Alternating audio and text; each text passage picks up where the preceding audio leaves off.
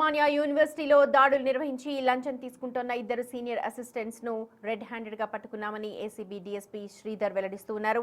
Retired ఉద్యోగిని pension file ముందు కదలాలంటే 15,000 ఇవ్వాలని సీనియర్ అసిస్టెంట్ అరవింద్ డిమాండ్ చేయగా, మరో అసిస్టెంట్ రమేష్ మధ్యవర్తిత్వం వహించి 13,000కు ఒప్పందం కుదుర్చుకున్నారని తెలిపారు. బాధితుడి ఫిర్యాదు మేరకు 5 రోజుల క్రితమే ప్లాన్ చేశామని, నిందితులపై గతంలోనూ ఇలాంటి ఆరోపణలు ఉన్నాయన్న కోణంలో విచారిస్తాము అంటోన్న ఏసీబీ డీఎస్పీ శ్రీధర్ తో మా ప్రతినిధి అక్రమ్ ఫేస్ టు ఫేస్ చూద్దాం. అడ్మినిస్ట్రేటివ్ బ్లాక్ లో ఏసీబీ అధికారులు ఆకస్మిక దాడులు నిర్వహించారు. పెన్షన్ వర్క్ కోసం ఇక్కడికి వస్తే 15,000 లంచం తీసుకున్నారని పక్కా సమాచారంతో వాళ్ళు దాడులు చేశారు. ప్రస్తుతంతో ఏసీబీ డీఎస్పీ శ్రీధర్ గారు ఉన్నారు. అసలు ఈ కేసుకు సంబంధించి పూర్తి వివరాలు వారి ద్వారా తెలుసుకుందాం. సార్ చెప్పండి, మీకు ఇన్ఫర్మేషన్ ఎప్పుడు వచ్చింది, ఏ టైంకి మీరు ఇక్కడికి వచ్చారు, అసలు ఏం జరిగింది, ఏ విధంగా వాళ్ళు లంచం డిమాండ్ చేశారు? యాక్చువల్లీ ఫిర్యాదుదారుడు మాకు కంప్లైంట్ ఇచ్చింది 5 days బ్యాకే.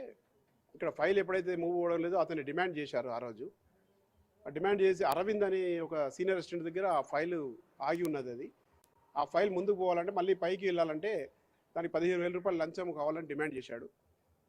ఇతను 15,000 ఇవ్వలేనంటే మధ్యలో ఇంకో మధ్యవర్తిగా ఇక్కడే సీనియర్ అసిస్టెంట్ పనిచేస్తున్నటువంటి రమేష్ అనే అతను మధ్యవర్తిగా మాట్లాడి దాన్ని 13,000కు ఒప్పందం కుదిర్చాడు.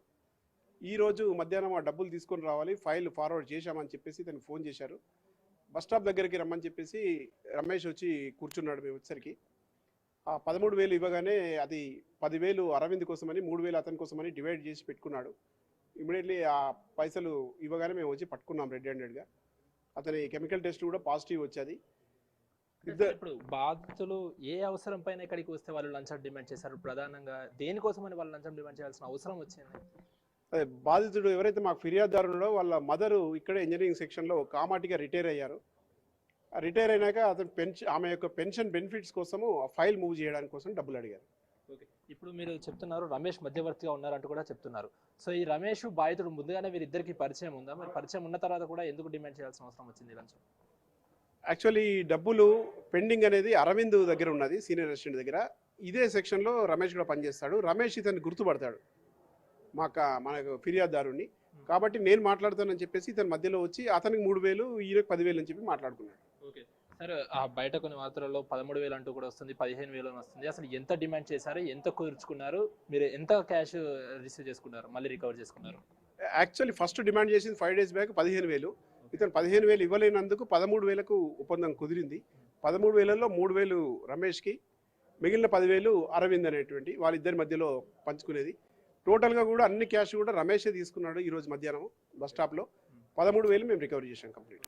ఇటు రమేష్ అండ్ అరవింద్లో ఈ ఓయూ అడ్మినిస్ట్రేటివ్ బ్లాక్లో వాళ్ళ డిజిగ్నేషన్ ఏంటి సార్? వాళ్ళు ఏ స్థాయిలో ఉన్నారు ఇప్పుడు? సీనియర్సా లేకుంటే ఏంటి?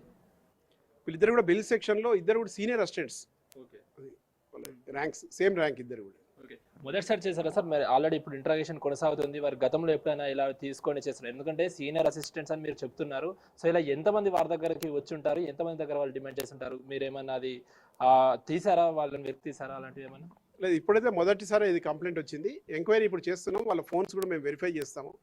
ఎవరైనా బాధితులు అందులో ఉంటే మమ్మల్ని కాంటాక్ట్ చేయొచ్చు. సో అది వింటున్నాం కదా, తన తల్లికి సంబంధించినటువంటి రిటైర్మెంట్ అయిన తర్వాత పెన్షన్ రావడం కోసం ఫైల్ ఫార్వర్డ్ కోసం ఇక్కడ అడ్మినిస్ట్రేటివ్ బ్లాక్ వస్తే ఓయూలో వారు ఆ ఫైల్ ఫార్వర్డ్ చేయకుండా అక్కడ హోల్డ్ చేసుకొని 15,000 లంచం అడిగారు. దాంతో బాధితుడు అంత ఇవ్వలేను అని చెప్పడంతో 13,000 కూడా బేరం కూర్చుకున్నాడు.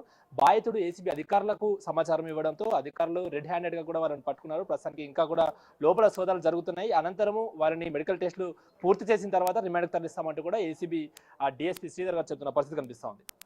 వేణుతో అక్రమ్ బిగ్ టీవీ ఓయూ నుండి.